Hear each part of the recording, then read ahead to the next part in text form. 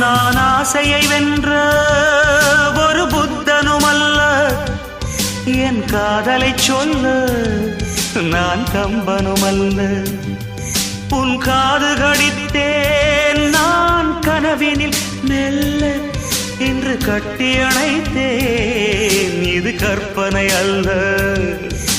அடிமனம் தவிக்கும் அடிக்கடி துடிக்கும் ஆசையை திறகிவிடு. இருவிழி மயங்கி இதழ்களில் இறங்கி உயிர் வரை பரகிவிடு. முத்தம் வழங்காது ரத்தம் அடங்காது.